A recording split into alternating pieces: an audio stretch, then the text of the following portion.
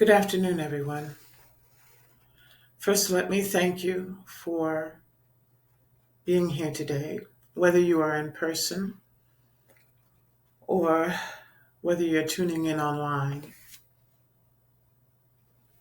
Your presence is very important. You matter. And that alone is something to be proud about. This very week, I experienced once again the frailty of my strength and my abilities. And yet, while I am not there in front of you, I send you these words. I'm reading them because I no longer can remember the way I used to. And I'm going to have to hold the paper close because, well, my vision isn't what it used to be either. Today we are gathered not just to celebrate Disability Pride Month, but also to commemorate a powerful milestone, the 35th anniversary of the Americans with Disabilities Act. It's a landmark piece of civil rights legislation that affirmed what we already knew. We have rights, we belong, and we will not be left behind. The ADA was not a gift, it was won by sweat, by protest, by tireless organizing, by activists who crawled up the steps of the Capitol, by people whose names may never be in history books, but whose lives built that moment. They fought so that we could roll into classrooms, walk into jobs with canes, sign up for services, and speak into spaces that once shut us out. And here we are, 35 years later, proud, but still fighting. This month we celebrate Disability Pride. In 2 days, I will celebrate my 60th birthday. But more importantly, we don't just celebrate this moment as a mark on the calendar, but as a declaration. We are still here. We are still moving, and we are still rising. But I want to be honest with you. This year feels heavier, more uncertain. There's a storm hanging over us, and it is called the Big Beautiful Bill. A name that sounds inviting, comforting even. But underneath it lies real danger to our rights, our resources, and our support systems that many of us fought so hard to get, that some of us never had easy access to in the first place. So while we celebrate this month, we also stand at a crossroads. And it is a difficult time. I want us to remember who we are and why we will not give up. That phrase, "we are still here," it may sound simple, but it is one of the most powerful truths we can say. Because being disabled in this world, in this society, is not easy. It is not passive. It is not about being taken care of. It is about constantly navigating a world that wasn't built for us in mind. And yet we show up every single day. We show up for ourselves. We show up for each other. We show up in ways that society rarely sees or celebrates. And that's what Disability Pride is about. It's about recognizing that our existence is not only valid, but valuable.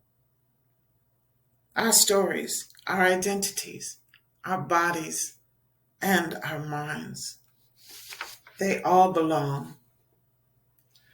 Despite the ableism, despite the neglect, despite the policies and bills designed to erase or exclude us, we are still here. One of the most beautiful things about our community is our diversity. Disability does not belong to one race, one gender, one age group, or one socioeconomic class.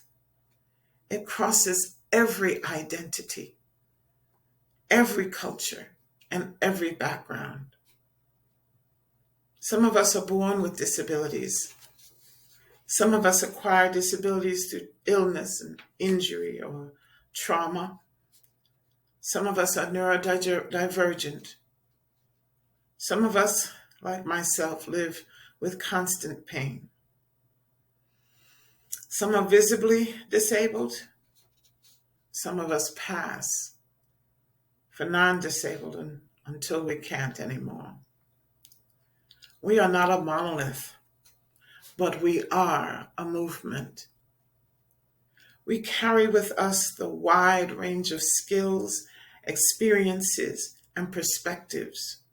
We are artists and advocates, caretakers and scientists, thinkers, poets, doers. And every one of us, no matter how we communicate, how we move, how we live, is worthy of respect, dignity, and inclusion. When we come together, we are not just fighting for ourselves, we are fighting for each other, because none of us are free until all of us are free. But here's something we need to talk about: self-care. I'm not here with you today because I need to take care of this body that I live in. In moments like this, when policies threaten our very existence, it can feel like we have to be on all the time, always fighting, always proving, always trying to be inspirational or strong. But let me tell you, taking care of yourself is not a sign of weakness. It is not selfishness. It is not giving up. It is strategy. It is sustainability. It is part of the annals of fighting back. You are not a machine. You are not a campaign. You are a human being. And like any powerful movement, we need rest.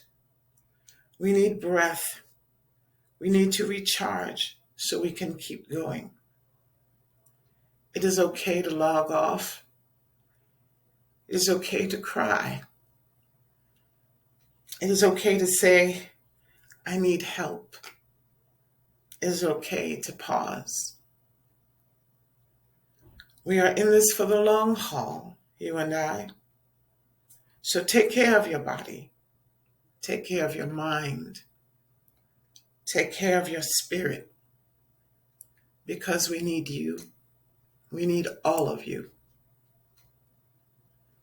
Let's take a moment to really honor something here. The skills we use to survive disability every single day are the same skills we need to fight this fight. We are experts at navigating systems that were not designed for us. We learn how to adapt, how to advocate, how to speak up when there's no one listening, and how to keep going when the world says no. We know how to face our problems, how to problem solve with limited resources. We know how to find creative solutions, how to hold our boundaries, how to build community support when the official support is not there. We know what resilience really means, not the kind that they put on a 99-cent get well card, but the kind you live through when you're denied care, denied access, denied the simple right to just be. We already have the skills. We already have the strength. It's our turn now. Our turn to remind this country that accessibility is not a favor, it's a right. That disability justice is just as important as racial justice, as gender justice, as economic justice. That we won't be divided by diagnosis, by income, by paperwork, or by prejudice. Let me be clear. The new policies are not just about money. It is about our lives, our freedom, our futures. Let me say it very plainly. A society that cuts care is a society that abandons people. This is not justice. This is not progress. And it is not what the ADA promised to us 35 years ago. When there is a move to take away access to personal care, attendance to home health supports, to mental health services, to adaptive technology, to housing accommodations, they are not just balancing budgets. They are deciding who gets to survive and who doesn't. We cannot let them divide us by diagnosis or perceived productivity. We cannot let them pit one group, one person's needs against the others. Because when none of us are left, they will be next. None of us can be left behind. Disability is part of every community. We are not just one story. We are millions. 35 years ago, the ADA gave the framework. But a law is only as strong as the people who defend it. It's our turn now. Our turn to show up. Our turn to speak up. We know how to fight. And we're not going anywhere. So today, we don't just look back, we rise up. We honor those who crawled up the Capitol steps in 1990 and those who are still climbing barriers today. We celebrate the victories and sharpen our voices for the next battle. We say to everyone and anyone watching, do not mistake our pride for passivity. Do not mistake our survival for silence. Because today, as we celebrate at this Disability Showcase, we are also sharing resources, sharing our knowledge, sharing our experiences.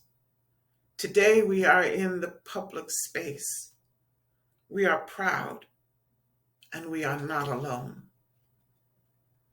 So to every person listening today, whether you've been in this fight for decades or whether you're just finding your voice, do not give up. Do not believe the lie that your life is too complicated, too inconvenient, too costly to matter. You matter. We matter. This moment matters. We've been underestimated before. We are still here. We were hidden away in back rooms and basements before, but we are still here. Celebrate Disability Pride Month. Celebrate 35 years of the Americans with Disabilities Act. And let this be our rallying cry, our chant, and our truth. We are not giving up because there is nothing about us without all of us. Thank you.